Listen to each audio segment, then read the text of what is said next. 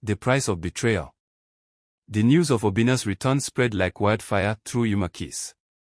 It had been 10 years since he vanished into the city, leaving behind debts, a pregnant wife, and whispers of his betrayal. Now, he stood at the village square, his once lean frame now filled out, his skin glowing with the wealth of the city. But no one rushed to embrace him. Obina had been his brother's keeper until greed took hold.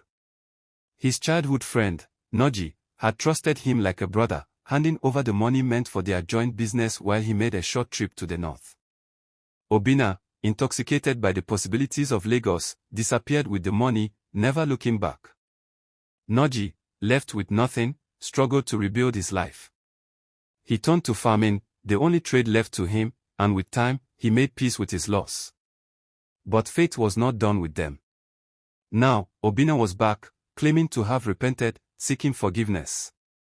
He walked through the village, smiling, offering gifts, salt, wrappers, cartons of biscuits.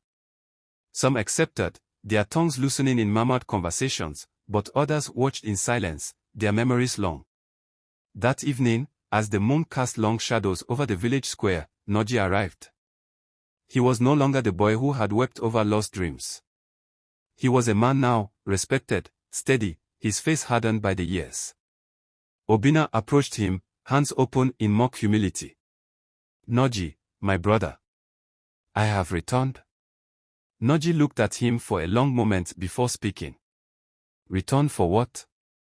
"For forgiveness," Obina said, voice thick with emotion. "I wronged you. I wronged this land. But I have seen the error of my ways." The silence that followed was heavy.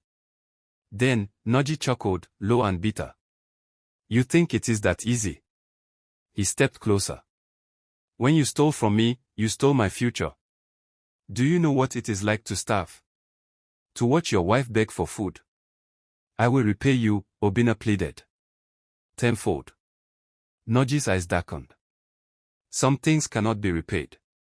The villagers murmured.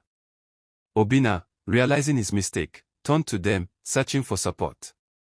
But faces that once welcomed him now turned away.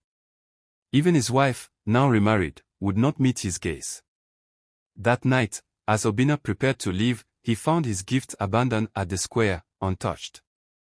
Betrayal had a price, and for him, it was exile, not by force, but by rejection. The weight of his own actions had banished him more than any spear ever could.